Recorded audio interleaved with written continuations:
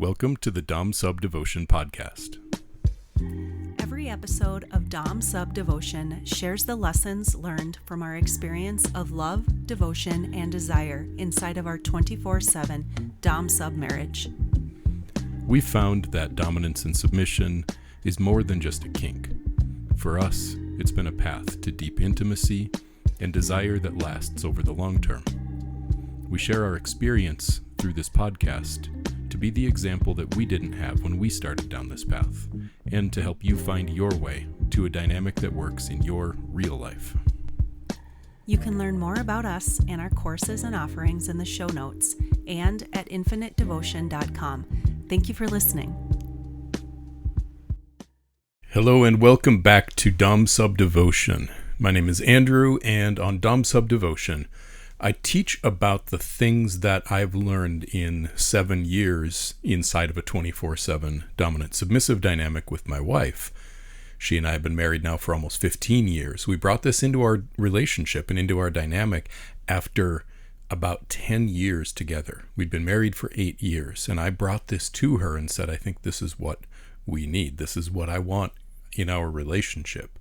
She agreed to follow me, and we've learned a lot of lessons. We built this whole business, Infinite Devotion, by sharing what we were learning about ourselves and our relationship as we went. And so for today's episode, I'm going to go all the way back to the beginning. Not with our story. We have that episode 1 of this podcast was really telling the story of going from vanilla to DS. And that's probably an episode that Dawn and I could re-record and talk a little bit more about. If you go back and listen to those early episodes, we kind of chuckle at them sometimes because we had no idea what we were doing. I still don't know what I'm doing, but I knew even less of what I was doing back then. So if you choose to go back and listen to that, just remember you're listening to somebody who had no freaking clue and just set up my iPhone and started talking. And we've come a long way with how I produce and edit and publish this podcast. But I'm not talking about the beginning of our dynamic today. What I'm talking about are 10 lessons that I've learned through our relationship and by coaching and teaching and making educational content for thousands of other people for the last 5 years. And this is 10 tips for people who are bringing dominance and submission into what was a vanilla relationship before. There's some things you're going to need to be aware of if that is your situation.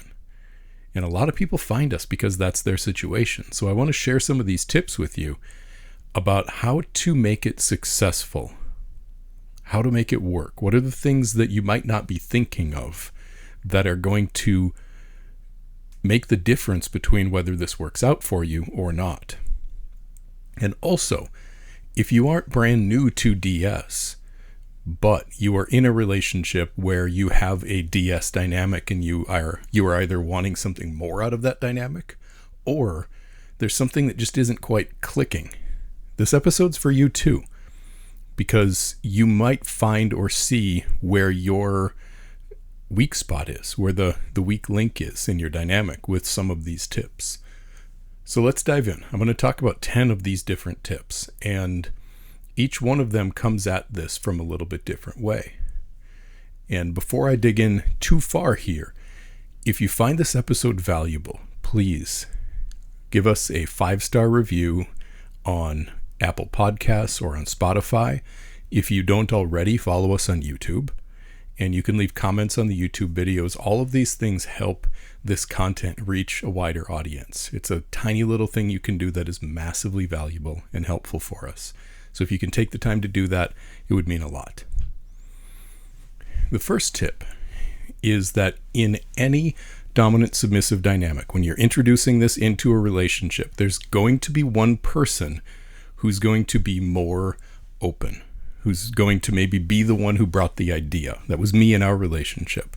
In a lot of relationships, it's the woman who wants to be the submissive, who brings this to her man and says, I want you to be more dominant. We're going to touch on that in the second tip. But there's always going to be one person who wants this more, and another person generally who's going to be coming along. Now, hopefully, the person who's coming along is doing so because they want to. because they want to learn. But it's almost always, in my experience, one person who is a little bit more like, let's go, let's do it, let's dive in, let's have all the fun, let's try all the things.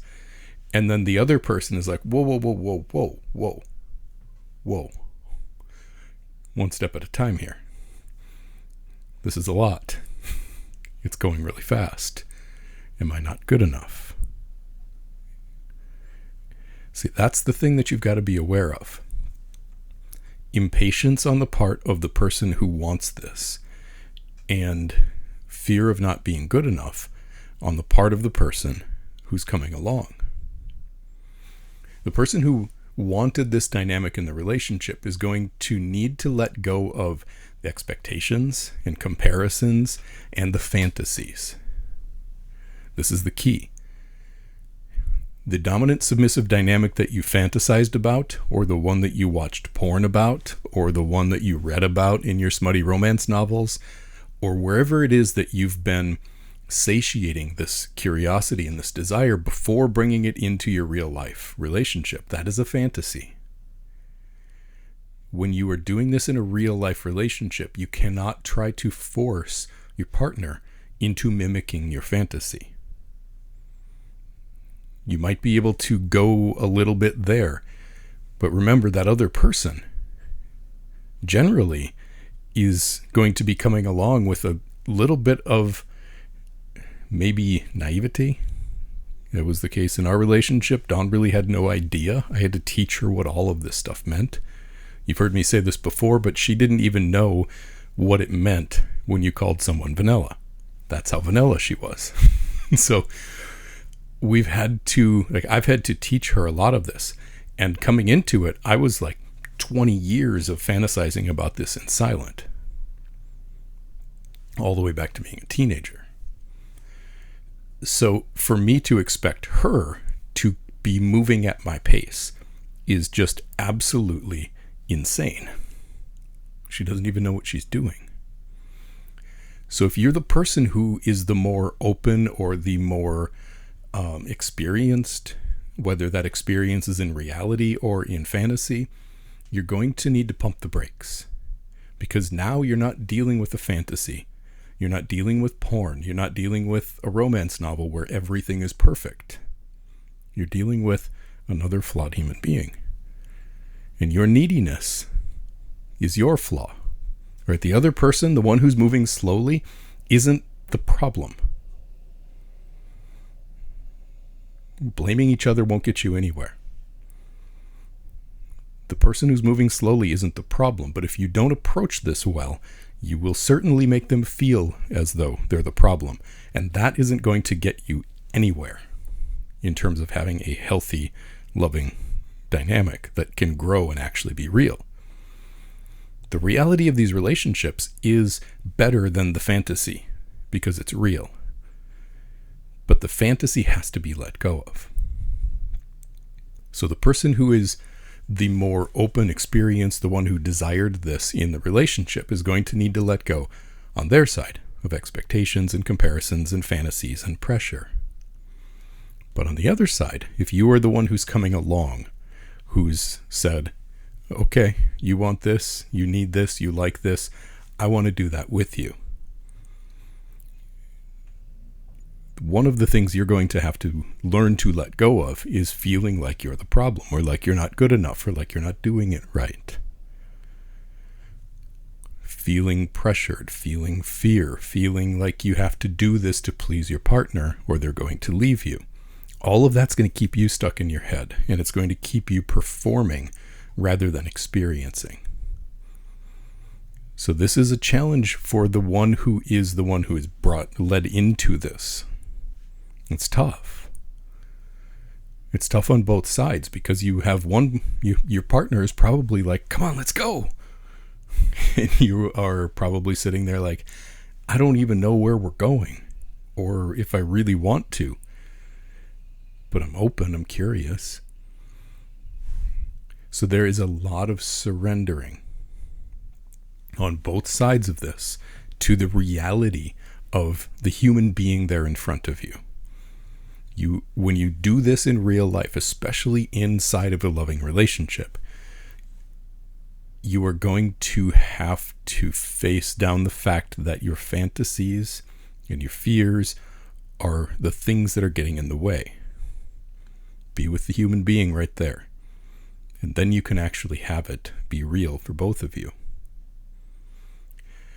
The second tip, I mentioned this was going to go in this direction here. I wanted to put this at the beginning of the podcast because it's an important one and it's a very common one. And this is dealing with the relationships where the woman who wants to be the submissive is bringing her desire for this dynamic to the man who she wants to be her dominant.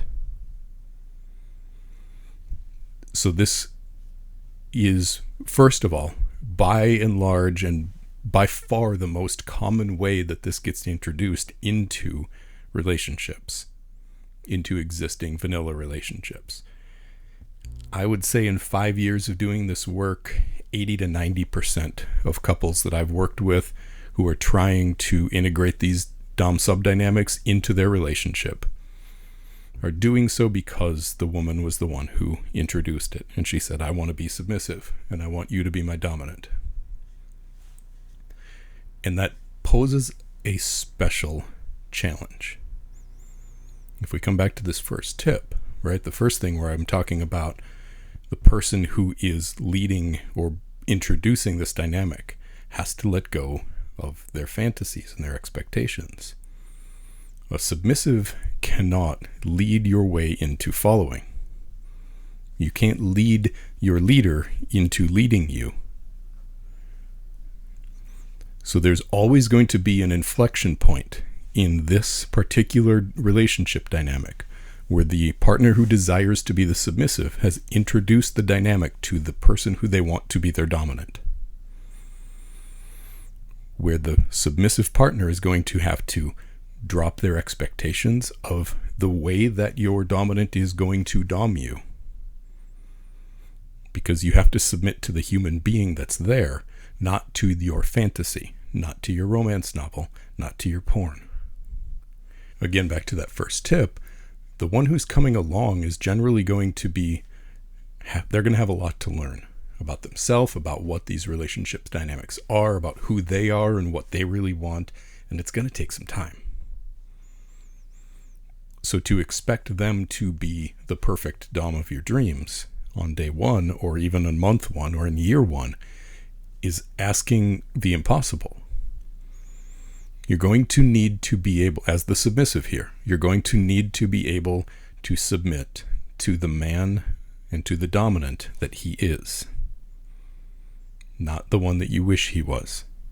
Because if you're trying to control him into leading you in the way that you want him to lead you, you're the one who's still in charge. He's your submissive. Speak up for your needs. Speak up for your desires. Communicate clearly, but you have to release attachment to the outcome of it looking the way you think it should. You can only end up with somebody who's dancing on a string for you, and it's never going to feel real to either one of you. So nothing starts being real in this sort of a relationship, in this sort of a dynamic where the submissive partner, or the partner who wants to be the submissive, introduces it. Nothing starts to be real until that submissive lets go of the expectations of how he needs to dom you. And let him find his way. Let him figure it out for himself. You're going to have to learn patience. And that's tough. You're going to have to learn how to let go of control, which is a part of submission. The third tip is to go slow. Almost across the board, again, very normal, but people find this, or they realize this is what they need or what they want, and they go 100 miles an hour towards max intensity. And I get it. We did it too. You're probably going to do it whether I tell you to or not here. But I am going to say that if you go slow, you will go farther. You cannot make this real overnight. Dawn and I had been together for a decade. We've been in a 24/7 Dom-Sub dynamic now for 7 years, and still more than half of our time was spent vanilla. You cannot unwind 10 years, in our case, of learning how to relate to each other, how to avoid each other's triggers, how to not upset each other, all of the things that you do when you're relating in an unconscious way. You can't erase all of that immediately just because you decided to do something else. Now, it's absolutely a good idea to start going in a better direction, but you're going to both be unwinding some really deep patterns, some very well-programmed lessons you've learned about what love is, what power is, what surrender is, these things that are really charged. You're going to be facing down some really big things. And you're going to be going directly against some things that are fears for one or both of you. So you have to start where you are. Not try to force yourself to be something, someone, or somewhere that you're not. And you're going to want it all right away. You're going to want to do everything all the time as fast as you can. You're going to want max intensity, 24/7 protocols, rules, rituals, the whole thing. I get it. And frankly, go for it. But recognize that to go far, you have to go deep. And you will go farther and deeper if you take one thing, one place at a time, and you work on integrating it. And you go piece by piece by piece. That's tip 3. Before I move on to tip 4, I want to mention something here about all of these tips. I'm giving you some really high-level ideas, some really important pieces of advice. I don't have time in this podcast to teach you how to do all of this. That's what all of our paid courses are for. And we have some really well-made courses I'm really proud of. Things like Structuring Your DS Dynamic, which is a course that lets you build your own contract, rules, rituals, a code of conduct, things that work for your dynamic, and they meet you where you are. And it's really based on helping you investigate yourselves, your relationship, what you want, have deep conversations, and build a structure for you to follow that works for both of you. We have a course called Rapture. It's 20 hours. I call it the A to Z. It's everything we know, everything we've learned about how to build these relationships, how to build these 24/7 loving dynamics. It talks about it from the sexual, from the spiritual, from both the dominant and submissive side, how to put things together. It's everything.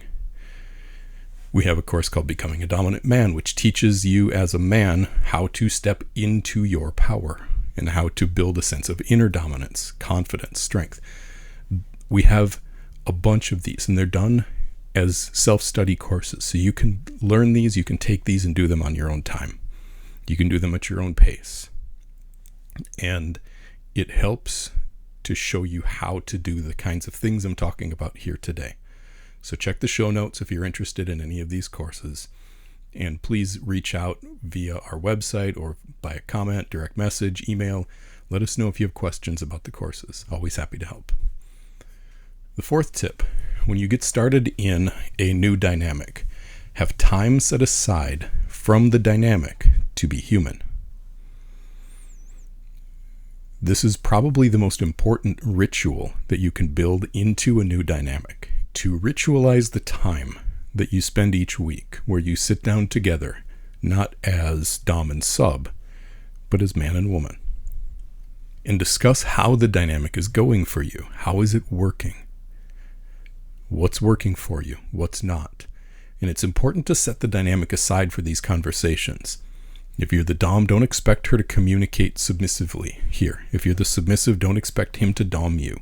Except for the fact that if you are the dominant, lead these conversations. Ask the curious questions. Try to unearth where resistance might be.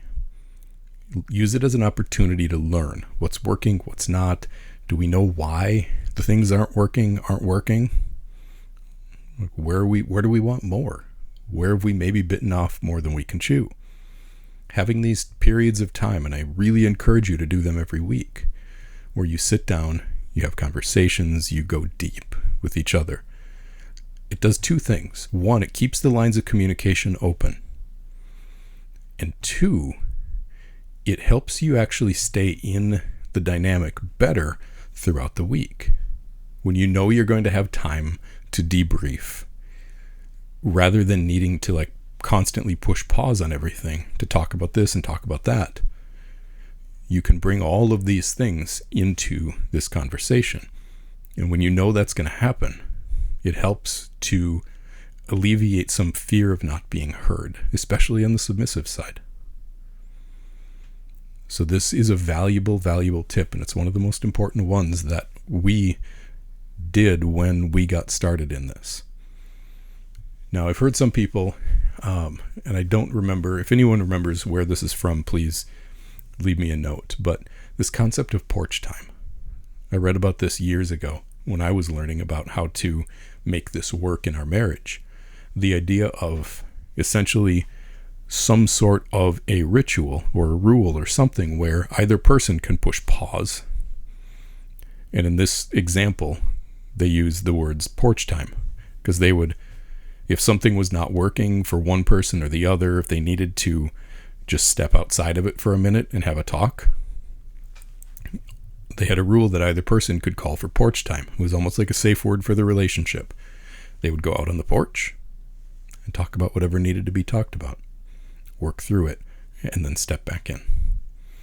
So have these times that are set aside from the dynamic to be human. It will help you stay in the dynamic better in the interim, and it will keep the lines of communication open to make the dynamic work well. The fifth tip for people who are new and building these dynamics from scratch, or for anyone who's in a dynamic like this where it's maybe not working right and you're trying to diagnose where the problems are. Before you write a contract, before you write a bunch of rules, before you try to figure out what rituals you want, before you decide on all of these trappings of how the DS dynamic is going to work, before you go download templates. How many of you, we did, how many of you go find a BDSM Dom Sub contract template and modify it a little bit for your kinks, and then you both sign it and you're like, all right, now we're in. Pump the brakes. Before you do all of that stuff, have some really deep conversations. Talk about what it is that you both want out of this. Talk about what your fears are. Talk about where the hesitations are. Talk about what you are excited about. Get to know. Oh, also, talk about what, in our case, there was so much I wish I would have known that Dawn didn't understand. I was absolutely oblivious that any adult human being didn't understand some of the things that she did. You know, she was 35 or 36 years old when we started this. I was 38 or 39. And the amount of naivety on her part, which is adorable, but also really has caused a lot of problems over the years, where I was like, you don't even understand what I'm talking about, do you? So taking the time to understand, like, do you know what this means? This is something I'd like to do with you. What do you think about that? Getting into all of the different kinks you might want to start exploring. Talk about consent. We're going to get into consent in the next tip. But can talk about what it is that you want, what you don't want, what you're afraid of. Get into the really deep conversations first, so that when you do things like rules and rituals, and you better have some idea of what your vision is if you're the dominant. Think about this like almost like a business plan in a way. I know that doesn't sound all that sexy. But what's your vision?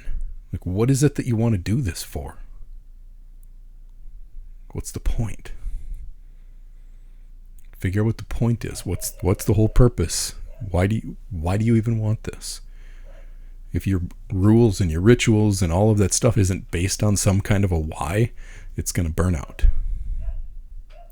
The sixth tip for integrating Dom-Sub dynamics into a new relationship or into an existing relationship is consent. Consent is everything. And I know I open myself up to all kinds of stuff when I do this, when I say consent is everything, but there are subtleties to consent. The first of which, and the biggest of which, is that it's hard to actually consent, or I would even maybe say impossible to actually consent when fear is in the room, when people-pleasing is present in either person. Because consent on one hand is saying, yes, I'm okay with this. I agree to go along with this. But then, what if you're afraid of what happens if you don't? What if you're afraid that if I don't do this, I'm going to lose you? What if you're afraid that it makes me a bad person if I want this? Fear infects consent, and it poisons it because you aren't actually agreeing straightforward to the thing. So you have to work through your fears, and you won't always know what they are. But this is why it's so important to keep the lines of communication open and to work through fears as they come up, because fears poison consent. Another way that consent gets poisoned is, let's say you agree to something as a submissive, but you think you have to because that's what submissives are supposed to do. Did you actually consent in that case? Or did you go along with something that you didn't really want to do, where you didn't feel authentic desire because you think you're supposed to? That's not consent. That's self-abandonment. Or on the other side, if you are in one of these relationship dynamics where the submissive partner came to the dominant partner and said, I want you to be my dom, and you said, okay, I'll learn how. I'll figure that out. I want to do that with you. But then she says, I want this. And you say, okay. But you did it in the way that she wanted you to do it because you were afraid on some level that she'd be upset with you if you didn't do it right. Did you actually want to do that? Did you desire to lead her in that way or to engage in that kink with her because you want to? Or did you want to do it because you thought that's what she needed and what she expected you to do? See, consent isn't just as easy as agreeing to something. You have to be able to connect with your authentic desire. No one gives up their right to say no by entering into a dom-sub dynamic. If you are going to become a dominant, even if you didn't know what that was, and there's a part of you that's afraid of it, you still get to say no to the things that don't feel good to you right now. If you're submissive and you sign a contract and you put on a collar, you still get to consent or not to what you do and don't want to do. Consent means that it's okay to say no. And a dom-sub dynamic, a dom-sub relationship has to make more space for no, not less. If you can't both say no to each other easily, you don't have a DS dynamic. You have a codependency. You have a relationship dynamic built on fear. You have something other than a dom-sub relationship, because dom-sub dynamics are based on consent, and consent requires that everyone has access to and a right to say no whenever they need to and whenever they want to. The DS relationship starts after a full-bodied yes, after enthusiastic consent based on authentic desire. And yes, that can change on a moment-to-moment basis. Something that might feel incredibly exciting, you might be a full-bodied yes to today, you might not be tomorrow. And you can't get around that fact by negotiating a contract. We're human beings here. We aren't robots. So we have to work into our dynamics, space, for changing minds, for evolving consent, for things to feel good one day and not the next day. And you can try to get around that, but if you do, it will come back and bite you in the butt. And if it does, come back to this podcast, listen to tip 6 again, because this will destroy more dynamics than anything else I'm talking about here today. Tip number 7. Resolve to never meet resistance with force or control. Instead, meet resistance with curiosity. You are going to both come up against things where you feel resistance, hesitancy, fear, whatever it is for you, where you either don't feel okay with something, your partner doesn't feel okay with something, or something that you want to be okay with somehow just doesn't feel right now. If you try to push yourself through that, like maybe there's something that your partner brings to you and you think, you know what, I could be into that. But then you try it or you explore it and it just doesn't feel right. Something feels off. You can try to push yourself through that. You can try to force that feeling down. You can try to suppress it. And you will eventually come to resent that decision or resent your partner, or somehow it will come back to bite you. We have to be able to deal with reality. Sometimes the reality is that there is resistance that we don't understand. There are things we might want to do, we might want to explore, we might even know that we're okay with, and that turned us on last week. And then today, something isn't right. When that's the case, meet that resistance with curiosity. And that is this tip. Let the resistance be there. Learn from it. If you're feeling resistance to something that you don't want to resist, or your partner is resisting something that you really don't want them to resist, if you try to push through that, if you ignore that, you're only going to make it stronger. Because if they have to push down their authentic feeling to try to please you, first of all, you just violated consent. Second of all, now they're going to resent you and themselves for going along with something they didn't want to do. Nobody wins there. So if you want to work through resistance, let it be there and be curious about why. Have some patience to see what needs to be seen, right? That resistance can teach you a lesson that can actually help you move past it if you're willing to listen to it. But if you're in a hurry, if you're impatient, if you're forceful, whatever you try to do to get around that, if you go, well, you agreed to it in the contract, so you have to do it. Short-term win for a long-term loss. Learn from resistance. Let it be there. And that's how you can move through it and beyond it so that resistance maybe doesn't have to be there. Also, sometimes this takes a long time. There are places that I've seen people have resistance to something that they may even want to do themselves, but they just can't bring themselves to go there. And it takes a while.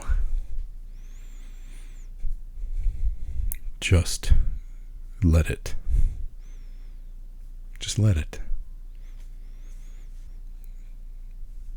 Having that patience with resistance will actually help you move through it. It's the only way. Our 8th tip. Integrate the dynamic into your life as much as you possibly can. If you want to be a dominant, but then you're going through most of your life being passive, trying to please everyone, not stepping forward and taking responsibility, not taking care of yourself, being a martyr, whatever the patterns have been for you. What you do with most of your life is going to win and eventually come back to reinfect your dom-sub dynamic. If you want to be a submissive, but then you go through your whole day needing to be in charge and in control of everything, telling everyone what to do, not trusting, not letting go, and holding on to things because you think they have to be a certain way. Now, you can do that, but it's going to affect and eventually infect your dom-sub dynamic. So you need to build your dynamic in a way that real life isn't running a different operating system than your dom-sub dynamic. One of the biggest challenges that I hear, and this is especially from women, that they have this feeling of needing to switch. Like, real life means that they have to be in charge, they have to be in control, they have to be masculine, they have to be forceful, they have, like, all these things they think they have to do and have to be an employee, to be a mother, to be a wife, to be, whatever their life requires of them. And then they want to be submissive. And they're like, I can't switch back into that mindset. They'll come to me saying, how do I switch back into that mindset? The problem isn't switching back and forth. The problem is that you are trying to be an entirely different human being in your dynamic and in the rest of your life. Those two things are going to be at odds with each other until you rectify them. Meaning, learning to go, on the submissive side, learning to go through life in a state of surrender, letting go, trusting. This doesn't mean you don't do anything. It doesn't mean you can't work. It doesn't mean you're not a mother. It doesn't mean that any of life has to necessarily be different. Maybe it will. Maybe you'll realize it's incongruent with who you are. But it's not about the fact that you can't do the things you've done. Your internal state can't approach them in the same way. Without trust, without surrender, without patience, you're going to be in an opposite energy of what submission is going to require of you. Same thing for the dominance.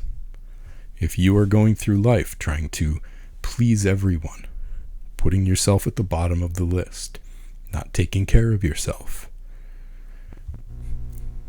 not setting boundaries, not speaking up for yourself.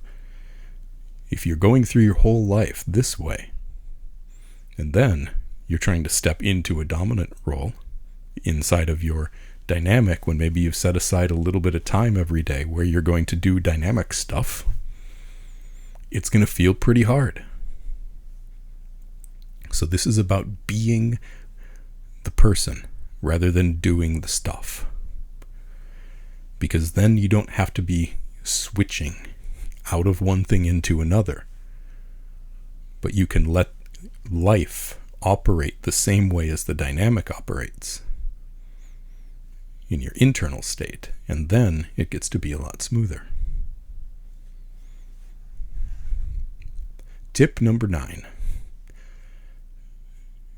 And this one is near and dear to my heart, and people tend to hate it. But keep dating each other. Date each other more. Make your date nights a part of your DS dynamic. Keep having fun together. Don't make the fact that you've now decided to be a dominant submissive couple take away all the fun. Steal the fun out of your relationship. Use the dynamic to bring more fun into the relationship. Keep doing the things that you love. Keep doing the things that you love individually and separately from each other. Keep doing the things together that you love. Keep going out for dinner, going out for a movie, whatever the things are that you love to do.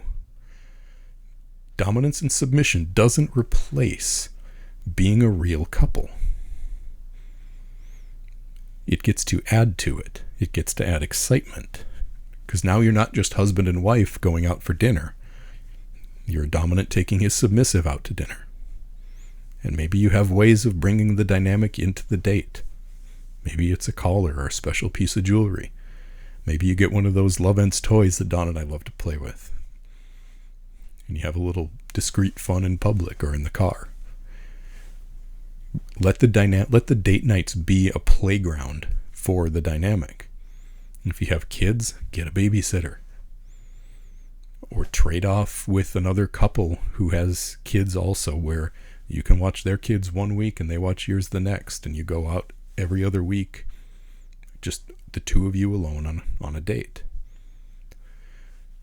Let dominance and submission add energy and excitement and bring the spark back to your relationship.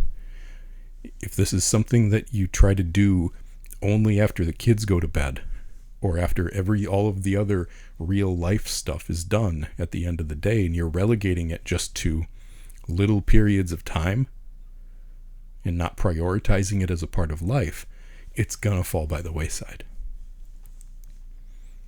So let the fact that you continue to date each other be a part of how you make the dynamic work. And my 10th tip: just keep going. Just keep going. As I mentioned, Dawn and I have been doing this dominant submissive thing now for 7 years. We've been a couple for 17. The way that dominance and submission was for us when we started in 2018 is way different than what it's like now in 2026. Kids grow up, kids get older, kids move out, job situations change, living situations change.